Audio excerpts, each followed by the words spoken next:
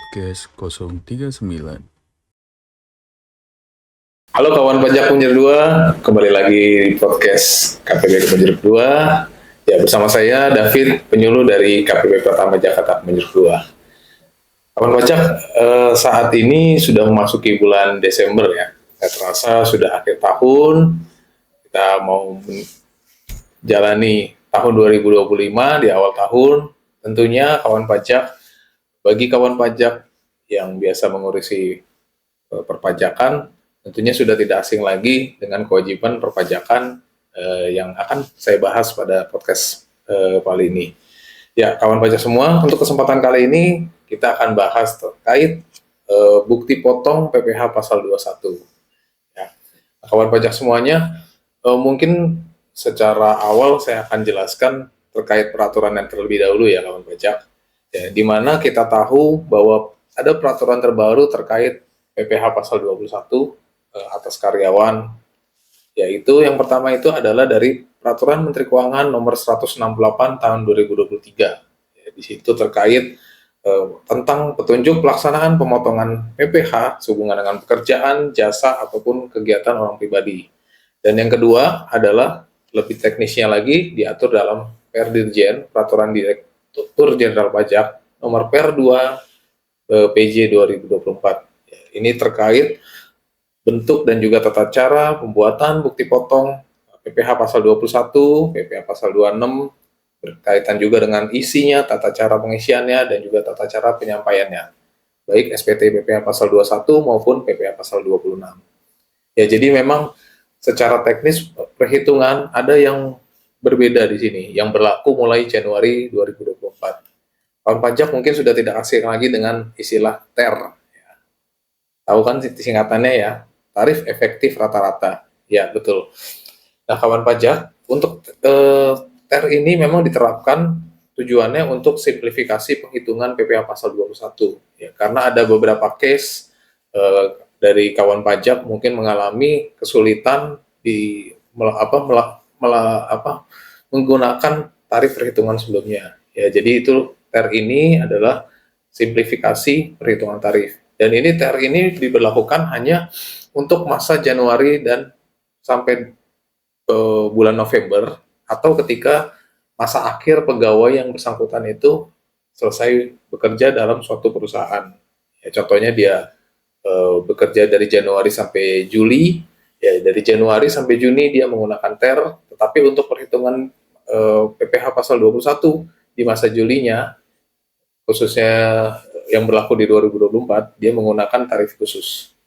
Ya, kita menyebutnya biasanya bukti potong 1721A1 ya. Jadi 1721A1 ini apa? 1721 ini dibuat ketika pegawai tersebut sudah berhenti bekerja ya, atau dibuat ketika pegawai tersebut bekerja dalam 1 tahun penuh dan dibuat di akhir tahun pajak, khususnya di masa Desember. Oke, kawan pajak semua, mungkin lebih teknisnya lagi kita coba perhatikan. Baik, kawan pajak semua, kita coba login dari DJP online. Jadi saat ini kita masih menggunakan DJP online dan kita lebih fokus ke pembuatan bukti potong 1721A1 ya. Baik, kawan pajak semuanya, kita login DJP online. Kemudian kawan pajak seperti biasa kita masuk ke menu lapor. Dan di menu lapor ini ada dua jenis ya, pelaporan dan pra-pelaporan. Ya, jadi kawan pajak silahkan pilih pra-pelaporan, kemudian masuk ke Ibu Pot PPh 2126, dan di situ muncul dashboard ya. Dashboard ini adalah SPT yang kawan pajak sudah sampaikan, SPT PPh pasal 21, historisnya, riwayatnya ada di situ. Ya, kemudian di sini kita coba buat dulu bukti potong PPh pasal 21. Ya, kalau kawan pajak, kita ingin mencoba untuk membuat bukti potong masa Desember ya, kawan pajak. Kita coba buat bukti potong. Di sini ada menunya kawan pajak. Ya, daftar bukti potong 21, kemudian impor dan juga download. Oke. Sebelum, jika kawan pajak ini mungkin baru pertama kali lapor, bulan Desember, mungkin saya informasikan juga. Jadi untuk SPT PPh pasal 21 masa Desember ini wajib dilaporkan oleh seluruh wajib pajak. Ya, jadi baik yang dia ada karyawannya, tidak ada karyawannya juga tetap wajib lapor PPh pasal 21 masa Desember. Ya karena apa? Karena dia ada dua yang dilaporkan kawan pajak semuanya, yaitu pertama terkait PPh pasal 21 masa, dan juga yang kedua adalah terkait PPh pasal 21 dalam 1 tahun pajak. Ya, jadi apa yang dilaporkan oleh wajib pajak itu nanti akan di cross check dengan laporan SPT tahunan, khususnya terkait biaya gaji karyawan dan pegawai dan seterusnya.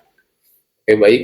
Jadi ini kawan pajak tetap semuanya harus melaporkan SPT PPh pasal 21 masa Desember meskipun nihil statusnya. Baik. Di sini kawan pajak kita langsung saja asumsikan saja penandatangan sudah direkam ya kawan pajak. Jadi kita tinggal buat bukti potong. Untuk perekaman bukti potong silahkan dipilih kawan pajak. Di sini ada contohnya masanya 2024 bulannya, kemudian dipilih NPWP-nya atau NIK. Ya, jadi kawan pajak, jika kawan pajak ada pegawai yang masih belum memiliki NPWP, bisa menggunakan NIK. Ya. Jadi pastikan pengisian NIK dengan namanya harus sesuai dengan data Dukcapil. Ya, jadi karena kalau tidak sesuai, tidak bisa membuat bukti potong. Oke. Dan kemudian untuk memudahkan kawan pajak juga di sini ada perekaman bukti potong menggunakan impor, ya, impor PPh pasal 21. Ya, kawan pajak bisa coba download, ya, downloadnya itu ada di bagian kiri, ya kawan pajak. Di situ ada petunjuk pengisian, jadi di bawahnya ada template dalam bentuk CSV. Ya, kemudian kawan pajak bisa download template yang sudah disediakan, kemudian kawan pajak isi template-nya. Dan untuk pengisian template ini kawan pajak pastikan pengisiannya sudah sesuai.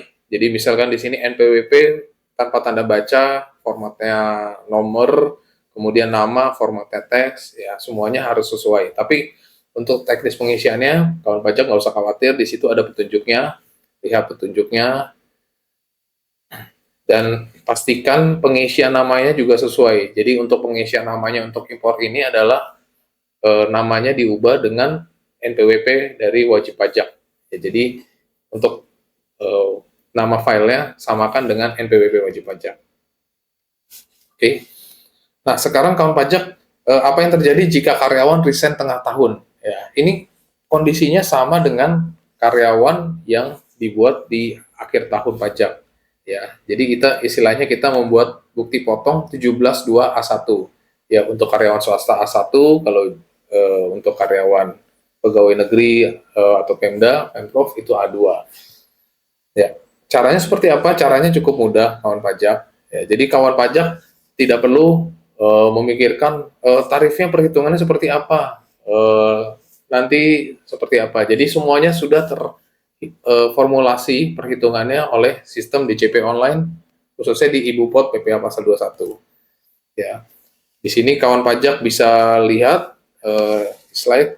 Ini contohnya ya kawan pajak, data penghasilan masa terakhir sekian. Ya, jadi asumsinya masa Desember ini adalah 90 juta. Kemudian di sini kawan pajak isi penghasilan dalam setahun. Ya, kawan pajak bisa isi penghasilan dalam setahun berapa, dan kemudian ini terkait gaji, tunjangan, dan di sini kawan pajak bisa juga melihat ya. Jadi mungkin kawan pajak bertanya-tanya, contohnya seperti ini kawan pajak. Ada yang menanyakan pada saya BPJS, iuran BPJS atau iuran asuransi. Ya, itu menambah penghasilan atau menjadi pengurang. Ya, di sini jelas ya.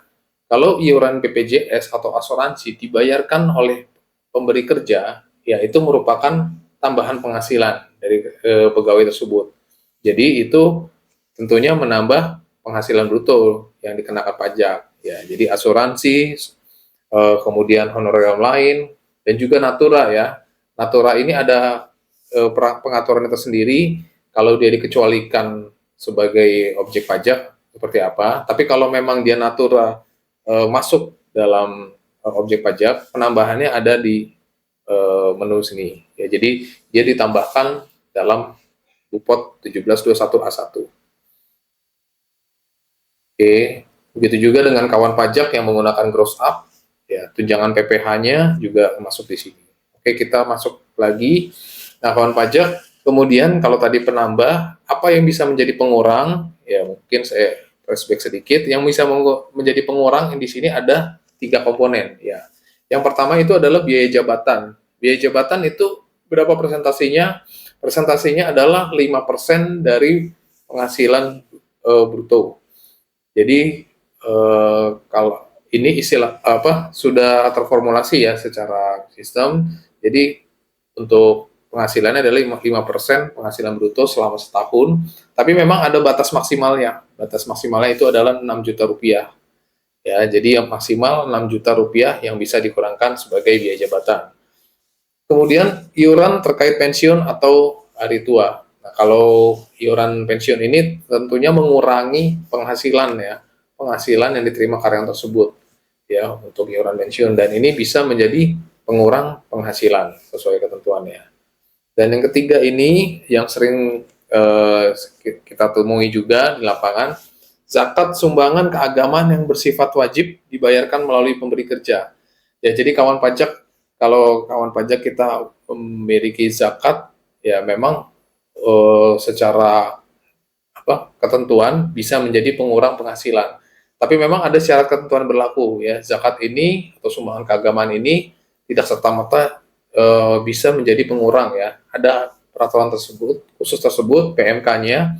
Jadi ada badan amil zakat atau lembaga keagamaan yang ditunjuk oleh pemerintah ya, yang diakui, dikeluarkan dokumennya, stempel berlaku, itu dia bisa sah menjadi pengurang pajak bisa menjadi pengurang penghasilan. Ya. Jadi tidak serta-merta menjadi pengurang.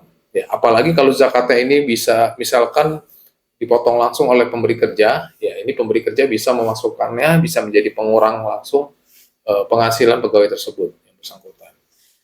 Sehingga kawan pajak, ketika semuanya sudah dikalkulasikan, penghasilan selama setahun, akumulasinya, dikurangin komponen pengurangnya seperti tadi, zakat, misalkan ada iuran hari tua dan juga biaya jabatan, kita menemukan di sini penghasilan neto. Ya, penghasilan neto, ya, kalau kawan pajak misalnya tadi resign dari misalkan bekerja dari Januari sampai bulan Juni, ya, jadi itu dihitung secara utuh dari Januari sampai Juni, ya diakumulasikan, kemudian jika ada penghasilan masa sebelumnya atau pernah bekerja di masa sebelumnya itu bisa ditambahkan di sini penghasilan neto masa pajak sebelumnya. Kemudian kalau misalkan kawan pajak bekerja di resign tengah tahun, pilih yang disetahunkan ya. Jadi nomor 15 ini pilih disetahunkan ya, karena kita tetap menghitung pajak prinsipnya adalah penghasilan disetahunkan dulu ya. Oke, kemudian ada PTKP, barulah ini muncul penghasilan kena pajak. Ketika muncul penghasilan kena pajak, maka PPh pasal 21 tarifnya itu otomatis akan muncul. Ya, jadi perhitungannya kawan pajak sudah tidak perlu pusing lagi, semuanya sudah terhitung secara otomatis, tinggal klik hitung saja. Nah, kemudian kawan pajak, di sini ada menu yang membantu kawan pajak ya. Dan kalau karyawan tersebut bekerja, tentunya setiap bulannya ada dipotong PPh pasal 21 ya. Nah, kawan pajak tidak perlu lagi menghitung berapa PPh pasal 21 yang dipotong. Ya, kawan pajak tinggal bisa ambil datanya ya. Jadi data yang sudah direkam di Ibupot masa sebelumnya itu sudah terrecord by system. Jadi tinggal klik ambil data ya. Kemudian di sini kalau ada PPh pasal 21 ditanggung pemerintah, ya pemberi kerja selain pajak masa terakhir itu juga bisa di-download, ya. Kemudian nanti akan keluar. Jadi PPh pasal 21 yang sudah dipotong di masa sebelumnya itu akan keluar dan dia bisa menjadi pengurang pajak PPh pasal 21 yang terutang di masa tersebut, ya. Misalkan ambil contoh di sini contohnya tidak ada, memang tidak ada ya masa sebelumnya. Jadi kalau PPh pasal 21-nya di sini contohnya 607.500, tidak ada yang sebelumnya 0, maka ini kawan pajak tidak ada pengurangnya. Jadi kalau sudah memang perhitungannya sudah tepat, langsung kawan pajak bisa simpan, ya kemudian kawan pajak bisa lakukan bukti potongnya sudah terbentuk. Ya, terus kemudian kawan pajak ketika bukti potongnya sudah dibentuk, apa yang harus dilakukan? Kawan pajak bisa melakukan posting. Jadi untuk posting bisa dicari terlebih dahulu, cari masa pajaknya, ini contohnya seperti ini, kemudian posting. Kalau sudah posting, nanti statusnya kawan pajak bisa lihat di daftar bukti potong tahunan. Kemudian nanti secara sistem dia akan membentuk file print ya, menu print. Menu print ini nantinya bisa dicetak dalam bentuk PDF. Ya. Dan PDF ini, bukti potong 1721A1 ini adalah file yang nanti kawan pajak diserahkan kepada pegawai yang bersangkutan.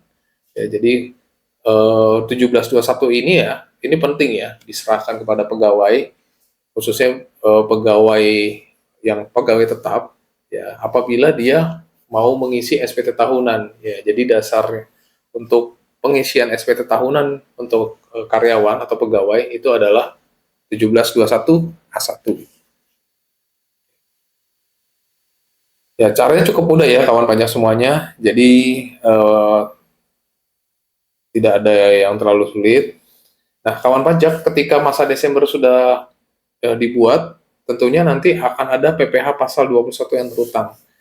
Dan memang implikasi dari penerapan TER ini ya secara umum ya biasanya perhitungan pasal 21-nya dari Januari sampai November itu memang lebih kecil dibanding PPh pasal 21 masa Desember. Ya, jadi secara umum saya lihat jangan kaget ketika PPh pasal 21 masa Desember itu nanti jumlahnya akan jauh lebih besar dibanding PPh 21 yang terutang masa-masa sebelumnya. Ya, karena apa? Karena PPh pasal 21 masa Desember yang 1721A1 ini khususnya, ya dia menggunakan tarif umum, ya, tarif perhitungan umum, tentunya tarifnya itu sejak pasal 17 dasarnya, dan itu berlapis ya, dan ini tidak menggunakan TER atau tarif efektif rata. Ya, jadi kalau kawan pajak semua nanti merasa lebih besar, ya itu memang formulanya seperti itu, jadi nggak usah khawatir. Kawan pajak nanti kalau sudah ada status kurang bayarnya, tinggal buat billingnya, kemudian kalau sudah buat billing, rekam bukti setor NTPN-nya, kemudian kirim PPh pasal 21 masa Desember 2024. Ya, ini penunjuknya.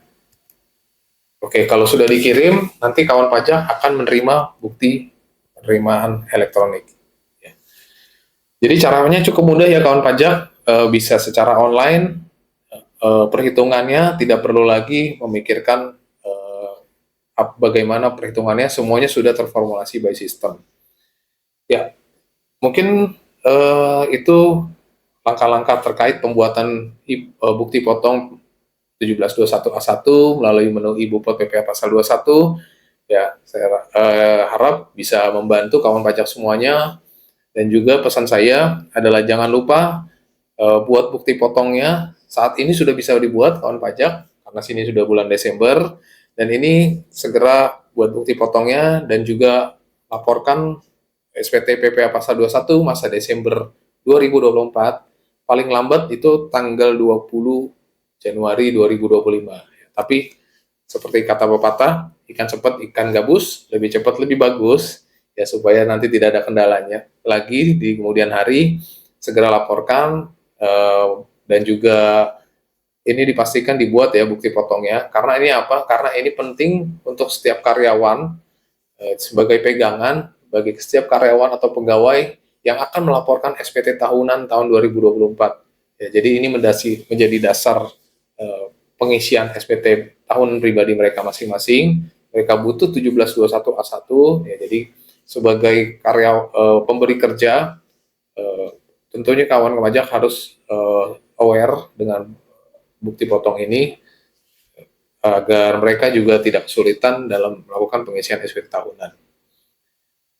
Berikut sudah ya. Ya baik kawan pajak, demikian untuk pembahasan podcast kita kali ini. Mudah-mudahan informasi ini bermanfaat.